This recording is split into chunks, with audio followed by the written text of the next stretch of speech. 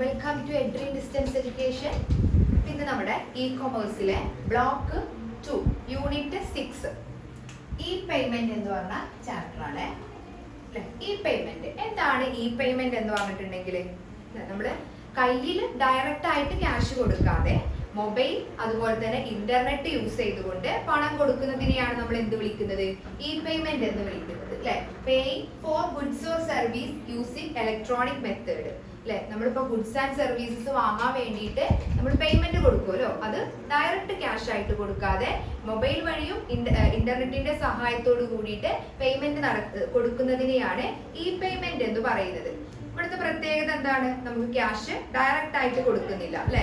അതുപോലെ തന്നെ very fast ആയിട്ട് നമുക്ക് എത്ര വലിയ ട്രാൻസാക്ഷൻസും ഈസി ആയിട്ട് ഇലക്ട്രോണിക്കിന്റെ സഹായത്തോട് കൂടിയിട്ട് ട്രാൻസ്ഫർ ചെയ്യാൻ പറ്റും, അല്ലെ. അതുപോലെ തന്നെ ഓൺലൈൻ ആയിട്ടാണ് നമ്മൾ എന്ത് ചെയ്യുന്നത്? പേയ്മെന്റ് പേ ചെയ്യുന്നത്. ഓക്കെ, അപ്പൊ ഇത്രയും കാര്യങ്ങളാണ് ഇ പേയ്മെന്റ് എന്നുള്ള ആ ഒരു ഭാഗത്തിനെ കുറിച്ചിട്ട് ബേസിക് ആയിട്ട് പറയാനുള്ളത്. അടുത്ത ഭാഗം നോക്കി നോക്കാം. എന്താണ് ഇ പേയ്മെന്റും അതുപോലെ തന്നെ നമ്മുടെ ട്രഡീഷണൽ മെത്തേഡിലുള്ള പേയ്മെന്റ് തമ്മിലുള്ള പ്രധാനപ്പെട്ട വ്യത്യാസം. ഓക്കെ, നമുക്കറിയാം ഇതിന്റെ യൂസേജ് എന്ന് പറയുന്നത്, അല്ലെ. അതായത് ട്രഡീഷണൽ പേയ്മെന്റിൽ നമ്മൾ എന്താ യൂസ് ചെയ്യുന്നത്? എങ്ങനെയാണ്? ട്രഡീഷണൽ മീഡിയം ടു കമ്മ്യൂണിക്കേറ്റ്, അല്ലെ. അതായത് നമ്മൾ പഴയ രീതിയിലുള്ള മാർഗങ്ങളാണ് യൂസ് ചെയ്യുന്നത്. പേയ്മെന്റ് നടത്താൻ വേണ്ടിയിട്ട് പഴയ രീതിയിലുള്ള മാർഗങ്ങളാണ് യൂസ് ചെയ്യുന്നത്. പക്ഷെ ഇലക്ട്രോണിക് പേയ്മെന്റിലോ അഥവാ ഈ പേയ്മെന്റിൽ നമ്മൾ എങ്ങനെയാണ്, ഏത് മെത്തേഡാണ് യൂസ് ചെയ്യുന്നത്? നമ്മുടെ ഇലക്ട്രോണിക് ടെക്നിക്സ് യൂസ് ചെയ്തിട്ടുള്ള മെത്തേഡ്, അല്ലെ. അഡ്വാൻസ്ഡ് ആയിട്ടുള്ള ടെക്നോളജി യൂസ് ചെയ്തിട്ടുള്ള മെത്തേഡുകളാണ് എവിടെ യൂസ് ചെയ്യുന്നത്? ഈ പേയ്മെന്റിൽ യൂസ് ചെയ്യുന്നത്. Advanced technology to communicate, internet പോലെയുള്ള അഡ്വാൻസ്ഡ് ടെക്നോളജി യൂസ് ചെയ്തിട്ട് പേയ്മെന്റ് നടത്തുന്നു. അതുപോലെ തന്നെ ഇതിന്റെ സർക്കുലേഷൻ എങ്ങനെയാണ്? മണിയുടെ സർക്കുലേഷൻ എങ്ങനെയാണ്? ഈ പേയ്മെന്റില് മണിയുടെ സർക്കുലേഷൻ ഡിജിറ്റൽ സർക്കുലേഷൻ ആണ്.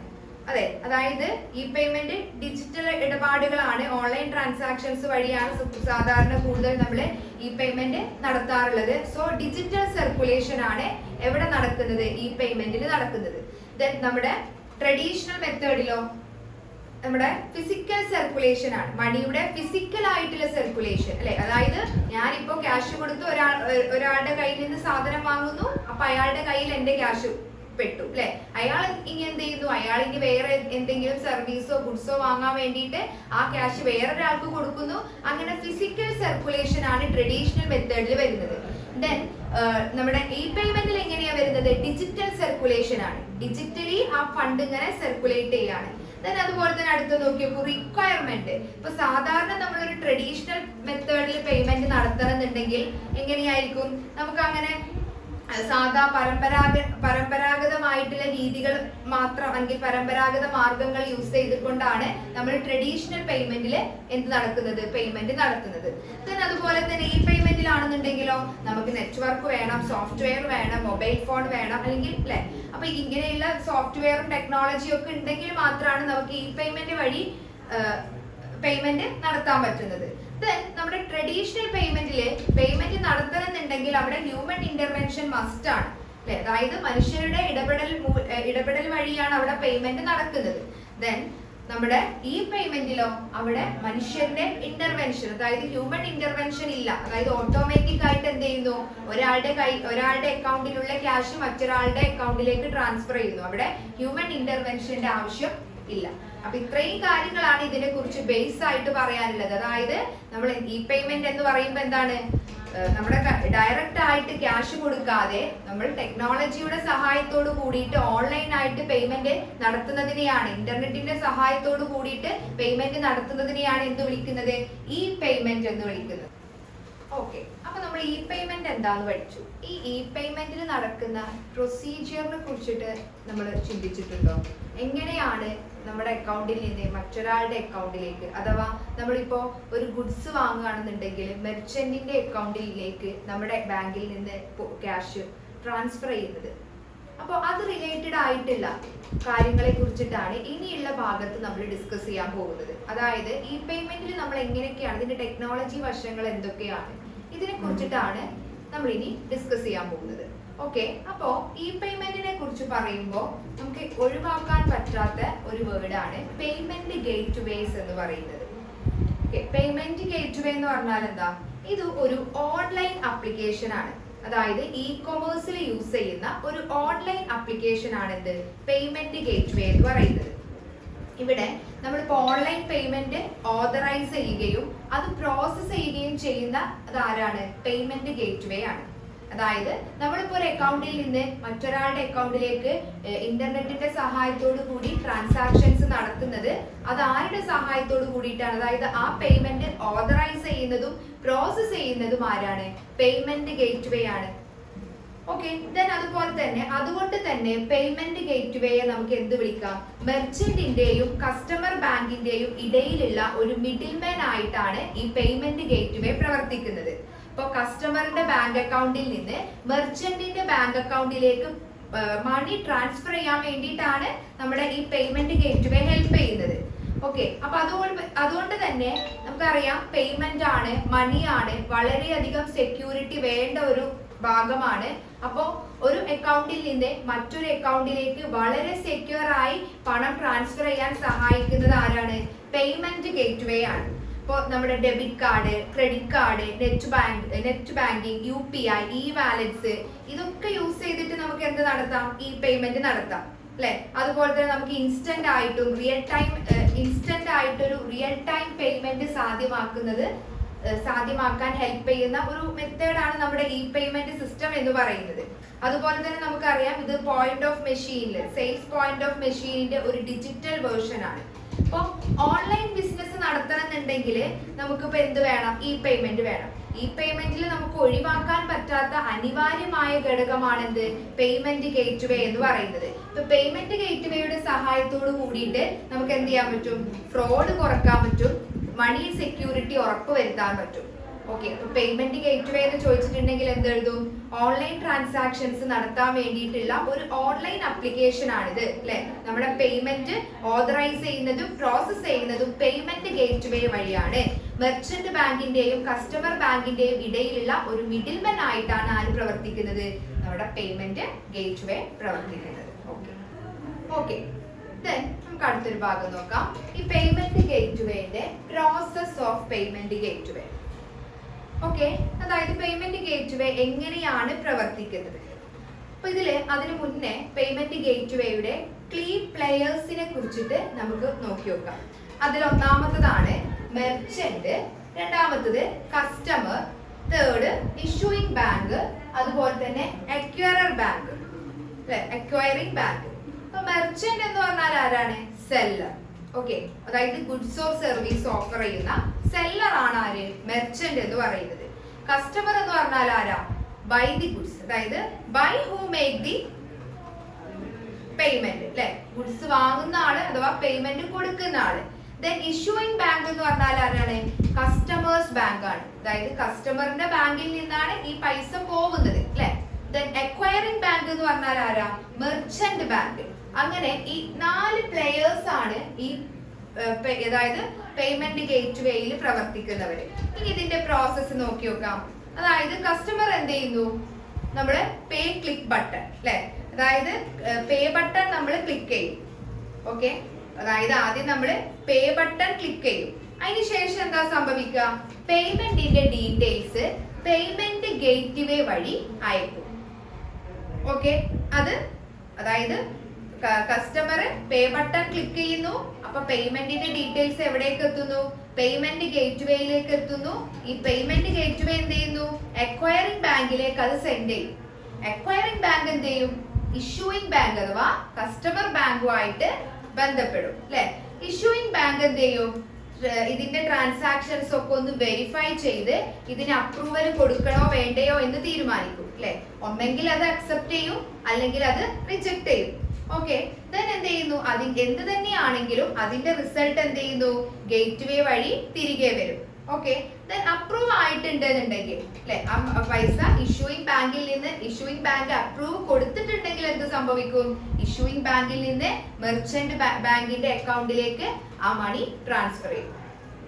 ഓക്കെ, അപ്പൊ ഇതിന്റെ പ്രോസസ് എന്ന് പറയുമ്പോൾ ഫസ്റ്റ് കസ്റ്റമർ പേ ബട്ടൺ ക്ലിക്ക് ചെയ്യുന്നു, ദെൻ ഗേറ്റ്വേയിലേക്ക് എത്തുന്നു, ദെൻ അത് അക്വയറിംഗ് ബാങ്കിലേക്ക് എത്തുന്നു, അക്വയറിംഗ് ബാങ്ക് അത് ഇഷ്യൂയിങ് ബാങ്കിനെ അറിയിക്കുന്നു, ഇഷ്യൂയിങ് ബാങ്ക് അപ്രൂവൽ കൊടുക്കുന്നു, ദെൻ മെർച്ചന്റ് അക്കൗണ്ടിലേക്ക് മണി ട്രാൻസ്ഫർ ചെയ്യും. ഓക്കെ, ഇതാണ് ഇതിന്റെ ഒരു പ്രോസസ് എന്ന് പറയുന്നത്. ഓക്കെ, അടുത്തൊരു ഭാഗം നോക്കാം. Steps about functioning of a payment gateway. Payment ഗേറ്റ്വേയുടെ പ്രവർത്തന ഘട്ടങ്ങളെ കുറിച്ചിട്ടാണ് പറയുന്നത്. ഓക്കെ, അപ്പൊ ഇവിടെ എന്തൊക്കെയാ നോക്കാം. ആദ്യം നോക്കിയോക്കൂ, ഇതിലെ ഒന്നാമത്തെ there are 4 simple steps in the payment gateway process. പ്രധാനമായിട്ടും 4 സിമ്പിൾ സ്റ്റെപ്പ് വഴിയാണ് ഈ ഗേറ്റ്വേയുടെ പേയ്മെന്റ് പ്രോസസ്സ് നടക്കുന്നത്. ഇതുവരെ നമ്മൾ എങ്ങനെയാണ് പേയ്മെന്റ് ചെയ്യുന്നത് എന്നതിന്റെ പ്രോസസ് ആണ് പഠിച്ചത്. ഇനി പേയ്മെന്റ് ഗേറ്റ്വേയുടെ പ്രോസസ് എങ്ങനെയാണ് നടക്കുന്നത് എന്നാണ് നോക്കേണ്ടത്. ആദ്യം നോക്കിയോ, കളക്ഷൻ. ഒന്നാമത്തെ പോയിന്റ് ആണ് കളക്ഷൻ. കളക്ഷൻ എന്ന് പറയുമ്പോൾ എന്താണ്, ഇപ്പൊ കസ്റ്റമേഴ്സ് ഇപ്പൊ നമ്മൾ എന്താണ് നമുക്ക് ആവശ്യമായിട്ടുള്ള സാധനങ്ങൾ തെരഞ്ഞെടുക്കും, എന്ത് ചെയ്യുന്നു, പേയ്മെന്റിന്റെ ഡീറ്റെയിൽസ് നൽകും. Okay, then authentication. ആ ഗേറ്റ്വേ വഴി എന്ത് ചെയ്യുന്നു, ഈ ഇൻഫർമേഷൻ കസ്റ്റമേഴ്സ് നൽകിയിട്ടുള്ള പേയ്മെന്റ് ഡീറ്റെയിൽസ് എന്ത് ചെയ്യുന്നു, ഗേറ്റ്വേ വഴി സുരക്ഷിതമായി പരിശോധിക്കാൻ വേണ്ടിയിട്ട് സെൻഡ് ചെയ്യും. Then authorization. ഇവിടെ എല്ലാ കാര്യങ്ങളും ഓക്കെ ആണ് എന്നുണ്ടെങ്കിൽ കസ്റ്റമറിന്റെ ബാങ്ക്, ഇഷ്യൂയിങ് ബാങ്ക് അല്ലെ, അത് അപ്രൂവൽ കൊടുക്കണം. Bank transaction approve or reject ചെയ്യണം. ഓക്കെ, ഇനി അപ്രൂവ് ചെയ്തിട്ടുണ്ടെങ്കിൽ ലാസ്റ്റത്തെ സ്റ്റെപ്പ് ആണ് സെറ്റിൽമെന്റ്. മെർച്ചന്റ് ബാങ്കിന്റെ അക്കൗണ്ടിലേക്ക് മണി ട്രാൻസ്ഫർ ചെയ്യും. അപ്പൊ 4 പ്രധാനപ്പെട്ട സ്റ്റെപ്പാണ് collection, authentication, authorization and settlement. അപ്പൊ നമുക്കറിയാം എങ്ങനെയാണ് പേയ്മെന്റ് ഗേറ്റ്വേ വഴി പേയ്മെന്റ് സിസ്റ്റം എങ്ങനെയാണ് നമുക്കറിയാം അല്ലെ. എങ്ങനെയാണ് നമ്മൾ എന്ത് ചെയ്യുന്നു, ആദ്യം വെബ്സൈറ്റ് അല്ലെ, അതായത് നമ്മളിപ്പോ ഒരു ഓൺലൈൻ ട്രാൻസാക്ഷൻസ് നടക്കുകയാണെന്നുണ്ടെങ്കിൽ വെബ്സൈറ്റ് കസ്റ്റമറിനെ പേയ്മെന്റ് ഗേറ്റ്വേ പേജിലേക്ക് കൊണ്ടുപോകും.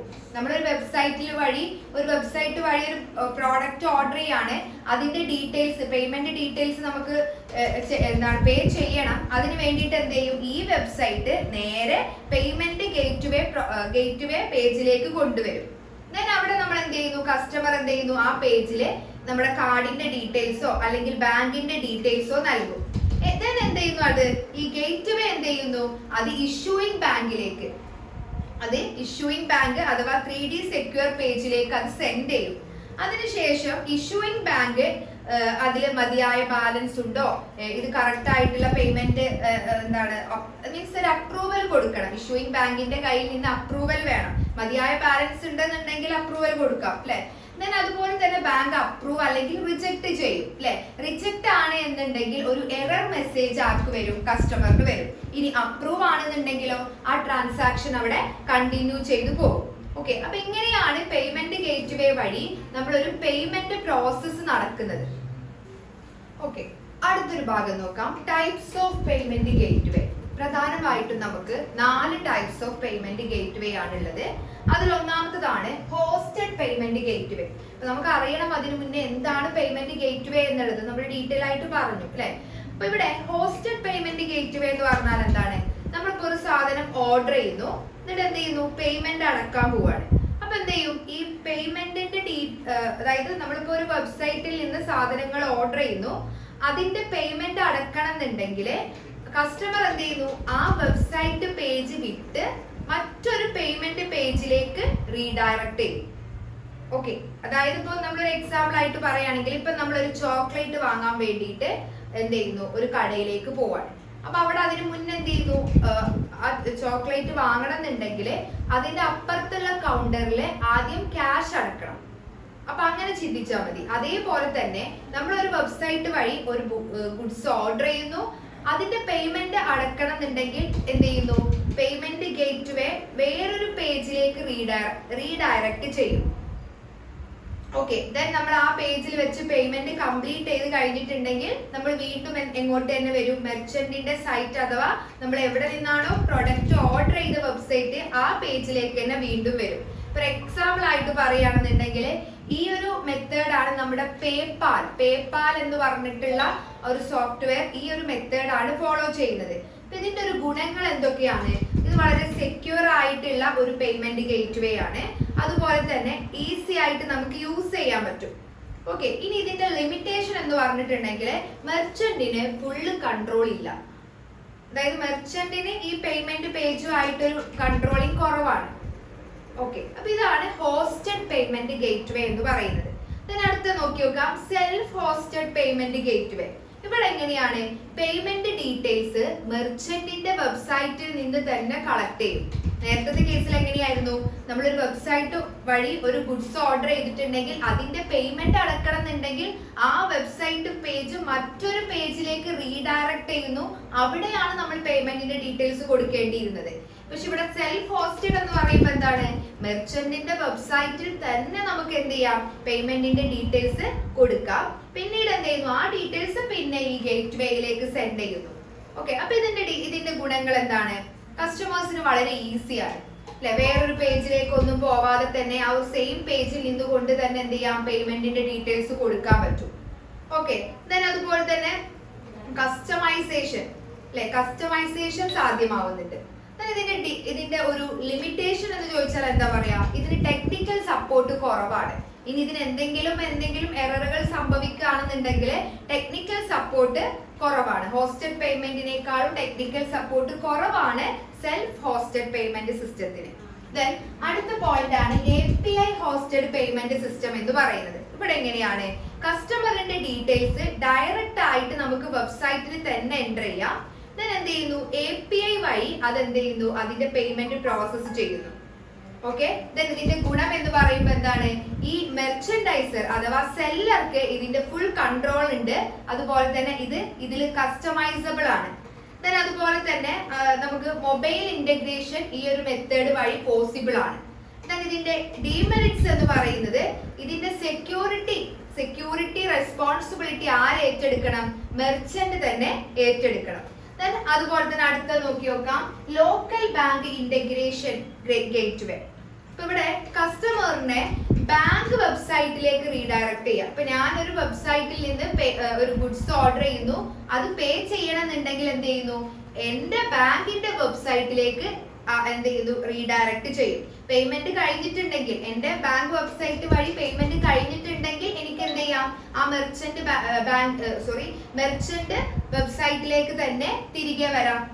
ഓക്കെ, അപ്പൊ ഇതിന്റെ ഒരു ഡിമെറിറ്റ്സ് എന്തൊക്കെയാണെന്ന് ചോദിച്ചാൽ ലിമിറ്റഡ് ഫീച്ചേഴ്സ് ആണ്, ഒരുപാട് ഫീച്ചേഴ്സും കാര്യങ്ങളൊന്നും ഇല്ല ഇതില്. ഇതിന്റെ അഡ്വാൻറ്റേജസ് എന്ന് പറയുമ്പോൾ ഈസി ആയിട്ട് നമുക്ക് സെറ്റ് ചെയ്യാൻ പറ്റുന്ന ഒരു ടൈപ്പ് ഓഫ് ഗേറ്റ് വേ ആണിത്. ഓക്കെ, അപ്പൊ ഓരോ ഗേറ്റ് വേയും എങ്ങനെയാണ് പ്രവർത്തിക്കുന്നത് എന്നതിന്റെ അടിസ്ഥാനത്തിലാണ് നമ്മൾ ഇങ്ങനെ 4 രീതിയിൽ ഗേറ്റ് വേനെ തരംതിരിച്ചിട്ടുള്ളത്.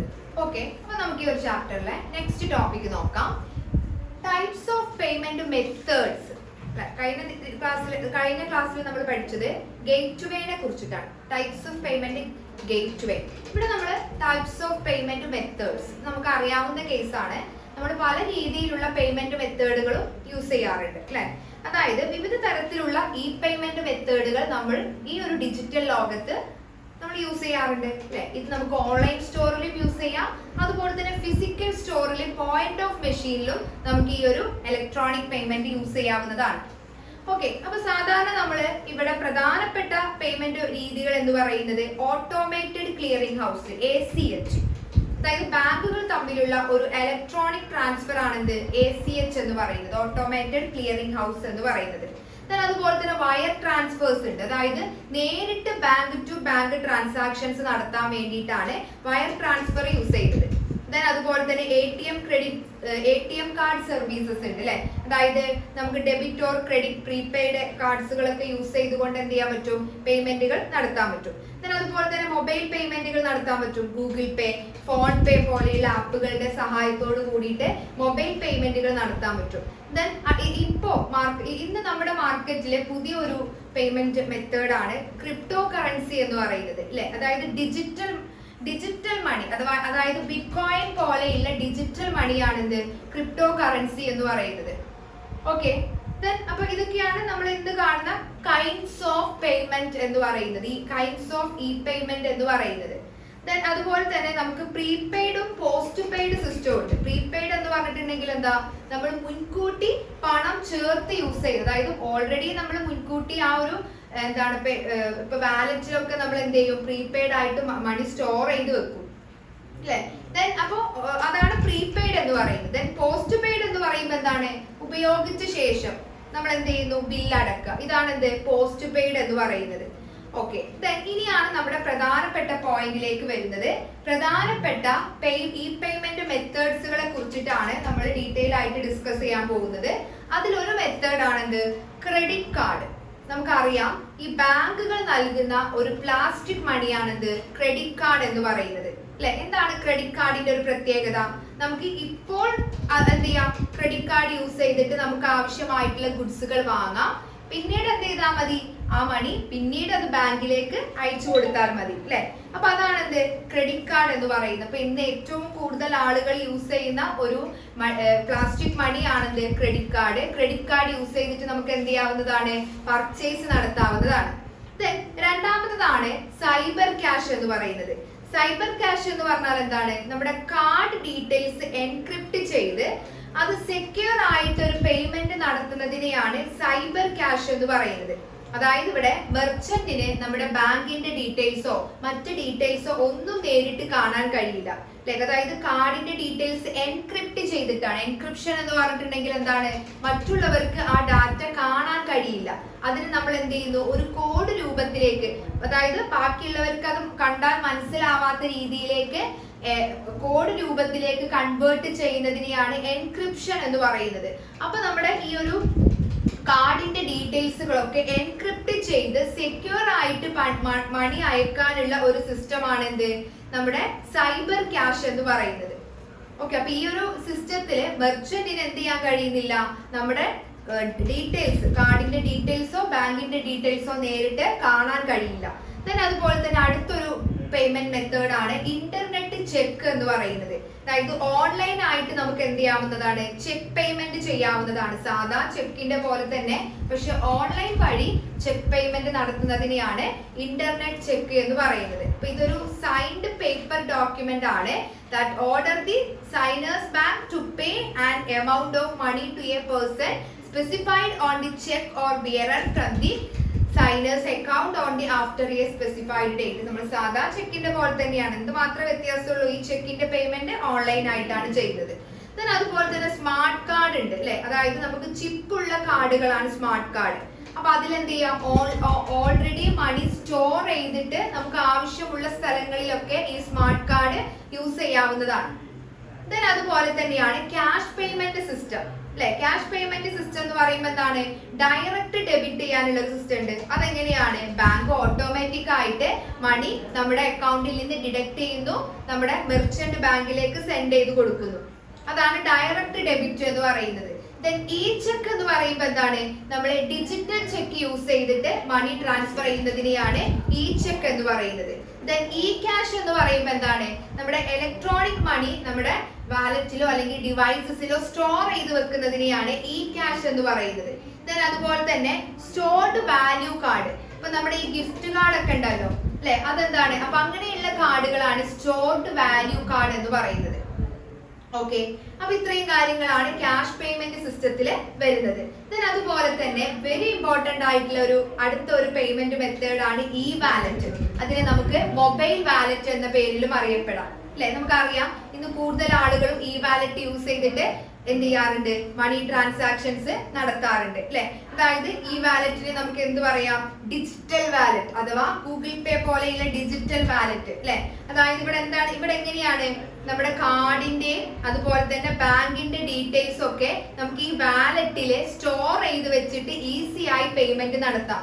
വാലറ്റ് എന്ന് പറയുമ്പോൾ എന്താണ്? നമ്മുടെ പേഴ്സ് പോലെ അല്ലെ? നമ്മൾ എന്ത് ചെയ്യുന്നു? നമ്മുടെ പേഴ്സിൽ, ഫിസിക്കലി ഉള്ള ഒരു പേഴ്സിൽ നമ്മൾ എന്തൊക്കെ കാര്യങ്ങളാണ് സ്റ്റോർ ചെയ്ത് വെക്കുക? അതായത് ഒരു ഫിസിക്കൽ ക്യാഷ് നമ്മൾ സ്റ്റോർ ചെയ്ത് വെക്കും, നമ്മുടെ കാർഡുകൾ സ്റ്റോർ ചെയ്ത് വെക്കും അല്ലെ? പക്ഷെ ഇത് സെക്യൂരിറ്റി കുറവാണ്. ഇതിന് പകരമായിട്ട് നമുക്ക് എന്ത് ചെയ്യാവുന്നതാണ്? ഈ വാലറ്റ് യൂസ് ചെയ്യാം. അതായത് ഇലക്ട്രോണിക്സിന്റെ സഹായത്തോട് കൂടിയിട്ട് നമുക്ക് എന്ത് ചെയ്യാം? ഇതിലേക്ക് നമ്മുടെ കാർഡിന്റെയും ബാങ്കിന്റെ ഡീറ്റെയിൽസ് വഴി നമുക്ക് ഇതിലേക്ക് മണി ആഡ് ചെയ്യാം. ഓക്കെ, അതിന് നമുക്ക് അത് യൂസ് ചെയ്തിട്ട് നമുക്ക് പല പേയ്മെന്റുകളും നടത്താം.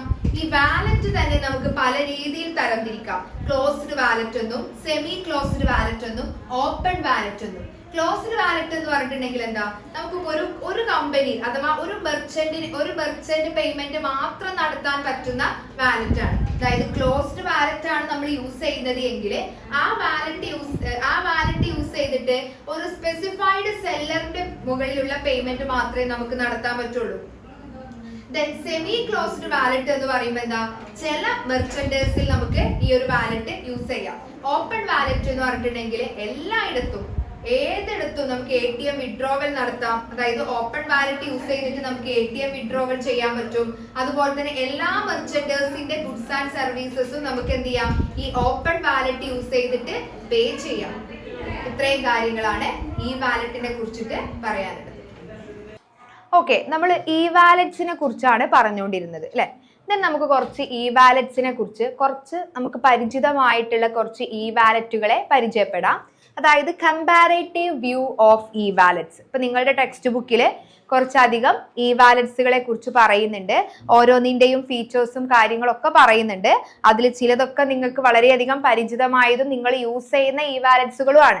നമുക്ക് നോക്കി നോക്കാം. ഒന്നാമത്തേതാണ് ഗൂഗിൾ പേ അല്ലെ. Name of the wallet Google Pay. വാലറ്റിന്റെ പേരെന്താണ്? ഗൂഗിൾ പേ ആണ് അല്ലെ. ഗൂഗിൾ പേയുടെ പ്രത്യേകത എന്താണ്? ഇതൊരു ഡിജിറ്റൽ വാലറ്റ് ആണ് അല്ലെ. അതായത് നമുക്ക് ഡയറക്റ്റ് ആയി ബാങ്ക് അക്കൗണ്ടിന്റെ കൂടെ കണക്ട് ചെയ്യാൻ കഴിയുന്ന ഒരു ഡിജിറ്റൽ വാലറ്റ് ആണ് നമ്മുടെ ഗൂഗിൾ പേ എന്ന് പറയുന്നത്. ഈ ഗൂഗിൾ പേയില് UPI അതുപോലെ തന്നെ മൊബൈൽ വഴി നമുക്ക് എന്ത് ചെയ്യാവുന്നതാണ്, പേയ്മെന്റ് നടത്താൻ കഴിയുന്ന ഒരു വാലറ്റ് ആണിത്. ഓക്കെ, അതുപോലെ തന്നെ വേറൊരു വാലറ്റ് ആണ് ആമസോൺ പേ അല്ലെ. രണ്ടാമത്തെ ടൈപ്പ് ഓഫ് വാലറ്റ് ആണ് ആമസോൺ പേ. അതായത് ആമസോണിന്റെ പേയ്മെന്റ് സർവീസ് നൽകുന്ന ഒരു ഇ വാലറ്റ് ആണെന്ത്, നമ്മുടെ ആമസോൺ പേ എന്ന് പറയുന്നത്. അപ്പൊ നമുക്ക് ഇത് യൂസ് ചെയ്യണമെന്നുണ്ടെങ്കിൽ ആമസോൺ അക്കൗണ്ട് യൂസ് ചെയ്തിട്ട് നമുക്ക് എന്ത് ചെയ്യാവുന്നതാണ്, ഇതുവഴി പേയ്മെന്റ് നടത്താവുന്നതാണ്. മറ്റു വെബ്സൈറ്റുകളിലും യൂസ് ചെയ്യാം. കൂടുതലായിട്ടും നമ്മൾ ആമസോൺ പേയ്മെന്റിന് വേണ്ടിയിട്ടാണ് നമ്മൾ എന്ത് ചെയ്യുന്നത്, ഈ ആമസോൺ പേ എന്ന് പറഞ്ഞിട്ടുള്ള വാലറ്റ് യൂസ് ചെയ്യുന്നത്. ഇത് ലോഞ്ച് ചെയ്തത് 2007 ഓക്കെ. അതുപോലെ തന്നെ അടുത്ത നോക്കി നോക്കാം, വാട്സപ്പ് പേ അല്ലെ. നമുക്ക് പോപ്പുലർ ആയിട്ടുള്ള ഒരു പേയ്മെന്റ് സിസ്റ്റം ആണ് എന്ത്, വാട്സപ്പ് പേ എന്ന് പറഞ്ഞിട്ടുള്ള ഒരു ഡിജിറ്റൽ വാലറ്റ്. നമുക്ക് എന്ത് ചെയ്യാം, വാട്സപ്പ് നമ്മൾ സാധാരണ എന്തിനു വേണ്ടിയിട്ടാണ് യൂസ് ചെയ്യുന്നത്, ചാറ്റ് ചെയ്യാൻ വേണ്ടിയിട്ടാണ് അല്ലെ. അതുകൊണ്ട് തന്നെ നമുക്ക് ചാറ്റിൽ തന്നെ മണി ട്രാൻസ്ഫർ ചെയ്യാവുന്ന ഒരു സിസ്റ്റം ആണ് എന്ത്, വാട്സപ്പ് പേ എന്ന് പറയുന്നത്. അപ്പൊ ഇതും ഒരു UPI അടിസ്ഥാനമാക്കി പ്രവർത്തിക്കുന്ന ഒരു ഇ വാലറ്റ് ആണ്. കോണ്ടാക്ട്സ് ഉള്ളവർക്ക്, നമ്മുടെ മൊബൈൽ ഫോണിൽ കോണ്ടാക്ട്സ് ഉള്ളവർക്ക് വാട്സപ്പ് ത്രൂ മണി ട്രാൻസ്ഫർ ചെയ്യാൻ കഴിയുന്ന ഒരു ഡിജിറ്റൽ വാലറ്റ് ആണ് നമ്മുടെ വാട്സപ്പ് പേ എന്ന് പറയുന്നത്. അതുപോലെ തന്നെ നമ്മുടെ BHIM അല്ലെ. അതായത് നമ്മുടെ ഇന്ത്യൻ ഗവൺമെന്റ് ആരംഭിച്ചിട്ടുള്ള ഒരു പേയ്മെന്റ് സിസ്റ്റം ആണ്, അല്ലെങ്കിൽ ഒരു ഡിജിറ്റൽ പേയ്മെന്റ് സിസ്റ്റം ആണ് എന്ത്, BHIM എന്ന് പറയുന്നത്. ഇതും UPI ബേസ്ഡ് ആയിട്ടുള്ള ഒരു ആപ്പാണ്. ഇപ്പൊ ബാങ്കിന്റെ ഡീറ്റെയിൽസ് ഇല്ലാതെ നമുക്ക് VPA യൂസ് ചെയ്തിട്ട് പേയ്മെന്റ് നടത്താൻ കഴിയുന്ന ഒരു ഇ വാലറ്റ് ആണെന്ത്, നമ്മുടെ BHIM എന്ന് പറയുന്നത്. ഫേസ്ബുക്ക് പേ എന്ന് പറയുമ്പോൾ ഫേസ്ബുക്ക് ആൻഡ് മെസ്സഞ്ചർ വഴി പേയ്മെന്റ് നടത്താൻ കഴിയുന്ന ഒരു ഇ വാലറ്റ് ആണിത്. നമുക്ക് ഈസി ആയിട്ടും വളരെ സെക്യൂർ ആയിട്ടും ഓൺലൈൻ പേയ്മെന്റ് നടത്താൻ പറ്റും. നമുക്കിത് മൾട്ടിപ്പിൾ ആപ്സ് നമുക്ക് ഇതിന്റെ കൂടെ യൂസ് ചെയ്യാവുന്നതാണ്. അതുപോലെ തന്നെ പേസാപ്പ് ഉണ്ട്. അതായത് നമ്മുടെ HDFC ബാങ്കിന്റെ ആപ്പാണിത്. അതായത് നമുക്ക് ബിൽ പേയ്മെന്റ് അതുപോലെ തന്നെ റീചാർജ്, ഷോപ്പിംഗ് ഒക്കെ ഈ ഒരു ഈ വാലറ്റ് വഴി ചെയ്യാവുന്നതാണ്. വളരെയധികം ഹൈ സെക്യൂരിറ്റി പ്രൊവൈഡ് ചെയ്യുന്ന ഒരു വാലറ്റ് ആണിത്. അതായത് 2 സ്റ്റെപ്പ് വെരിഫിക്കേഷൻ ഒക്കെ ഉണ്ട്. കാരണം 2 സ്റ്റെപ്പ് വെരിഫിക്കേഷൻ ഒക്കെ ഉണ്ടെന്നുണ്ടെങ്കിൽ അതിനർത്ഥം എന്താണ്, ഹൈലി സെക്യൂർഡ് ആയിട്ടുള്ള ഒരു പേയ്മെന്റ് വാലറ്റ് ആണിത്. അതുപോലെ തന്നെ പേടിഎം വാലറ്റ് ഇന്ത്യയിലെ പോപ്പുലർ ആയിട്ടുള്ള ഒരു വാലറ്റുകളിൽ ഒന്നാണ്. നമുക്ക് റീചാർജ് ചെയ്യാം, ബിൽ പേയ്മെന്റ് നടത്താം, മണി ട്രാൻസ്ഫർ നടത്താം. ഇത് ഡാറ്റ ഡീറ്റെയിൽസ് ഒക്കെ വളരെ സെക്യൂർ ആയിട്ട് ഹാൻഡിൽ ചെയ്യുന്ന ഒരു വാലറ്റ് ആണ് നമ്മുടെ പേടിഎം എന്ന് പറയുന്നത്. അതുപോലെ തന്നെ പോപ്പുലർ ആയിട്ടുള്ള അടുത്തൊരു വാലറ്റ് ആണ് നമ്മുടെ ഫോൺ പേ എന്ന് പറയുന്നത്. ഇതും UPI അടിസ്ഥാനമാക്കിയിട്ടുള്ള ഒരു ആപ്പാണ് അല്ലെ. Bank to bank transfer instant ആയിട്ട് ചെയ്യാൻ വേണ്ടിയിട്ട് യൂസ് ചെയ്യുന്ന ഒരു വാലറ്റ് ആണ് നമ്മുടെ ഫോൺ പേ. ഇത് വളരെയധികം പോപ്പുലർ ആണ്. അതുപോലെ തന്നെ നമ്മുടെ ജിയോ മണി, അതേപോലെ തന്നെ ഇത് ജിയോ മണി എന്ന് പറയുന്നത് ഒരു റിലയൻസ് വാലറ്റ് ആണ്. ഓക്കെ, അതായത് ഓൺലൈൻ ആൻഡ് ഓഫ്ലൈൻ പേയ്മെന്റുകൾ നമുക്ക് എന്ത് ചെയ്യാവുന്നതാണ്, ജിയോ മണി യൂസ് ചെയ്തിട്ട് നടത്താവുന്നതാണ്. അതായത് ബാങ്ക് അക്കൗണ്ടിലേക്ക് ജിയോ മണി വാലറ്റ് യൂസ് ചെയ്തിട്ട് ഈസി ആയിട്ട് ഫണ്ട് ട്രാൻസ്ഫർ ചെയ്യാൻ പറ്റും. അതുപോലെ തന്നെ ആലിപേ, അതായത് ചൈനീസ് ബേസ്ഡ് ആയിട്ടുള്ള ഒരു വാലറ്റ് ആണിത്. ഇന്റർനാഷണൽ പേയ്മെന്റുകൾ നടത്താൻ കഴിയുന്ന ഒരു ഡിജിറ്റൽ വാലറ്റ് ആണ് ആലിപേ എന്ന് പറയുന്നത്. മൊബൈൽ ആപ്പ് വഴിയുള്ള ട്രാൻസാക്ഷൻസ് വളരെ സെക്യൂർ ആയിട്ട് നടത്താൻ കഴിയുന്ന ഒരു ഡിജിറ്റൽ വാലറ്റ് ആണിത്. അതുപോലെ തന്നെ ആപ്പിൾ പേ, അല്ലെ, അതായത് ആപ്പിൾ ഡിവൈസസിൽ പേയ്മെന്റ് നടത്താൻ കഴിയുന്ന ഒരു വാലറ്റ് ആണ് ആപ്പിൾ പേ എന്ന് പറയുന്നത്. ഇപ്പൊ നമുക്ക് ഇവിടെ കോണ്ടാക്ട്ലെസ് പേയ്മെന്റ്, അതായത് നമ്മുടെ ഫോണിൽ കോണ്ടാക്ട് ഇല്ലാത്തവർക്കും നമുക്ക് എന്ത് ചെയ്യാവുന്നതാണ്, ഈ ആപ്പിൾ പേ യൂസ് ചെയ്തിട്ട് പേയ്മെന്റ് നടത്താവുന്നതാണ്. അതുപോലെ തന്നെ കാർഡ് ഇല്ലാതെ നമുക്ക് പേയ്മെന്റ് ചെയ്യാൻ പറ്റും. അപ്പൊ ഇതൊക്കെയാണ് പ്രധാനപ്പെട്ട കുറച്ച് ഇ വാലറ്റ്സുകൾ. നമുക്ക് പരിചിതമായിട്ടുള്ള ഒരുപാട് ഇ വാലറ്റ്സുകൾ ഇപ്പോൾ നമ്മൾ കണ്ടിട്ടുണ്ട്. ഗൂഗിൾ പേ, ഫോൺ പേ, അതുപോലെ തന്നെ നമ്മുടെ ഫേസ്ബുക്ക് പേ, അതുപോലെ തന്നെ വാട്സപ്പ് പേ, അങ്ങനെയുള്ള കുറച്ച് വാലറ്റ്സുകൾ നമുക്ക് പരിചിതമായതാണ്. അപ്പൊ ഇതാണ് പ്രധാനപ്പെട്ട കുറച്ച് ഇ വാലറ്റ്സിന്റെ കുറച്ച് ടൈപ്സ് ഓഫ് ഇ വാലറ്റ്സ് എന്ന് പറയുന്നത്. ഓക്കെ, ഈ ഒരു ചാപ്റ്ററിലെ നെക്സ്റ്റ് പാർട്ട് നോക്കാം. Requirement matrix of a payment system. അതായത് നമ്മുടെ ഒരു പേയ്മെന്റ് സിസ്റ്റത്തിന് ഉണ്ടായിരിക്കേണ്ട കുറച്ച്, നിർബന്ധമായിട്ടും ഉണ്ടായിരിക്കേണ്ട കുറച്ച് ആവശ്യകതകൾ എന്തൊക്കെയാണ്? അതായത് ഒന്നാമത്തതാണ് സെക്യൂരിറ്റി. അതായത് നമ്മുടെ പേഴ്സണൽ ആയിട്ടുള്ള നമ്മുടെ ഫിനാൻഷ്യൽ ഡാറ്റകളും അതുപോലെ തന്നെ നമ്മുടെ മണി ഒക്കെ വളരെയധികം സുരക്ഷിതമായിട്ട് സൂക്ഷിച്ചു വെക്കാനുള്ള ഒരു ഒരു ഫീച്ചർ നമ്മുടെ പേയ്മെന്റ് സിസ്റ്റത്തിന് ഉണ്ടായിരിക്കണം. അത് വളരെയധികം ഇമ്പോർട്ടൻ്റ് ആണ്. കാരണം മണി ട്രാൻസാക്ഷൻ ആണ് ഏറ്റവും കൂടുതൽ സെക്യൂരിറ്റി വേണ്ട ഒരു മേഖലയാണ്. സോ നമ്മുടെ പേയ്മെന്റ് സിസ്റ്റത്തിന് അത്യാവശ്യമായിട്ടും ഉണ്ടായിരിക്കേണ്ട ഒന്നാമത്തെ ഘടകമാണ് എന്ത്? സെക്യൂരിറ്റി എന്ന് പറയുന്നത്. ദെൻ അതുപോലെ തന്നെ യൂസർ എക്സ്പീരിയൻസ്. യൂസറിന് വളരെയധികം ഈസി ആയിട്ടും സിമ്പിൾ ആയിട്ടും യൂസർ ഫ്രണ്ട്ലി ആയിട്ടും അതില് മീൻസ് ചെയ്യാനുള്ള ഒരു സവിശേഷത നമ്മുടെ പേയ്മെന്റ് സിസ്റ്റത്തിന് ഉണ്ടായിരിക്കണം. അതായത് നമുക്ക് ഈസി ആയിട്ട് അത് മാനേജ് ചെയ്യാനുള്ള ഒരു ഫീച്ചേഴ്സ് ആ പേയ്മെന്റ് സിസ്റ്റത്തിന് വേണം. ഓക്കെ, അതായത് നമുക്ക് ഈസി ആയിട്ട് നാവിഗേഷൻ ചെയ്യാൻ വേണ്ടിയിട്ടും അതുപോലെ തന്നെ അതിൽ ഉള്ള ഓരോ നമുക്ക് ഏത് ബേസിക് നോളജ് മാത്രം വെച്ചിട്ട് ഏതൊരാൾക്കും ഈസി ആയിട്ട് പേയ്മെന്റ് നടത്താൻ കഴിയുന്ന രീതിയിലുള്ള ഒരു സിസ്റ്റം ആയിരിക്കണം അത്. അതുപോലെ തന്നെ ഫങ്ഷനാലിറ്റി, അതായത് എല്ലാ ഫീച്ചേഴ്സും നമ്മുടെ പേയ്മെന്റ് സിസ്റ്റത്തിൽ നമ്മൾ യൂസ് ചെയ്യുന്ന എല്ലാ ഫീച്ചേഴ്സും വളരെയധികം ശരിയായിട്ട് പ്രവർത്തിപ്പിക്കണം. അതുപോലെ തന്നെ പെർഫോമൻസ്, നമ്മൾ കൊടുക്കുന്ന ഏത് ഇൻപുട്ടിനും വെരി ഫാസ്റ്റ് ആയിട്ട് റെസ്പോണ്ട് ചെയ്യാനുള്ള ഒരു കഴിവ് നമ്മുടെ പേയ്മെന്റ് സിസ്റ്റത്തിന് ഉണ്ടായിരിക്കണം. അതുപോലെ തന്നെ ഡാറ്റ ഇന്റഗ്രിറ്റി, നമ്മൾ കൊടുക്കുന്ന ഡാറ്റകൾ വളരെ കൃത്യമായും വളരെ സുരക്ഷിതമായും ഡാറ്റയിൽ ഒരു മാറ്റം വരാതെ സൂക്ഷിച്ചു വെക്കാനുള്ള ഒരു ഫീച്ചർ അല്ലെങ്കിൽ എന്താണ് നമ്മുടെ പേയ്മെന്റ് സിസ്റ്റത്തിന് ഉണ്ടായിരിക്കണം. അപ്പോൾ ഒരു പേയ്മെന്റ് സിസ്റ്റത്തിന് അത്യാവശ്യമായിട്ട് ഉണ്ടായിരിക്കേണ്ട കുറച്ച് കാര്യങ്ങളെ കുറിച്ചിട്ടാണ് ഇവിടെ പറയുന്നത്. ഓക്കെ, അപ്പൊ ഇതുവരെ നമ്മൾ ഈ പേയ്മെന്റിനെ കുറിച്ചിട്ടും ടൈപ്സ് ഓഫ് ഗേറ്റ്വേനെ കുറിച്ചിട്ടും പല ടൈപ്സ് ഓഫ് ഇ വാലറ്റിനെ കുറിച്ചിട്ടും പല ടൈപ്സ് ഓഫ് പേയ്മെന്റ് മെത്തേഡുകളെ കുറിച്ചിട്ടൊക്കെ നമ്മൾ ഡിസ്കസ് ചെയ്തു. ഇനി നമുക്ക് അടുത്തത് പറയാൻ പോകുന്നത് ഈ പേയ്മെന്റിന്റെ മെറിറ്റ്സ് എന്തൊക്കെയാണ് മെറിറ്റ്സ്? ഒന്നാമത്തെ മെറിറ്റ്സ് ആണ് reaching more clients from all over the world result in more sales. അല്ലെ, ലോകമെമ്പാടുമുള്ള കസ്റ്റമേഴ്സിലേക്ക് നമുക്ക് ഈ പേയ്മെന്റിൽ ചേരാൻ പറ്റും. അതായത് റീച്ചസ് ഗ്ലോബൽ കസ്റ്റമേഴ്സ്. ഈ പേയ്മെന്റ് വഴി നമുക്ക് എന്ത് ചെയ്യാൻ പറ്റും? എല്ലാ കസ്റ്റമേഴ്സിനും നമുക്ക് എന്ത് ചെയ്യാം?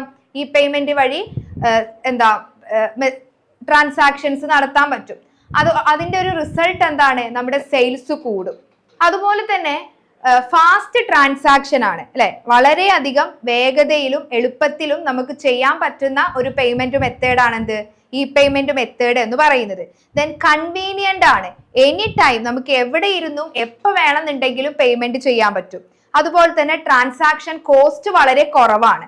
അതുപോലെ തന്നെ എക്സ്പെൻസസ് നമുക്ക് കൺട്രോൾ ചെയ്യാൻ പറ്റും. നമുക്കിപ്പോൾ ഈ പേയ്മെന്റ് വഴി പേയ്മെന്റ് നടത്തുമ്പോൾ അതിൽ നമ്മുടെ ട്രാൻസാക്ഷൻ ഹിസ്റ്ററിയിൽ നമുക്ക് എത്രമാത്രം ഇൻകം വന്നു, എത്രമാത്രം നമുക്ക് എക്സ്പെൻസ് ഉണ്ടായിട്ടുണ്ട്, ഇതിൻ്റെയൊക്കെ ഡീറ്റെയിൽസ് കിട്ടും.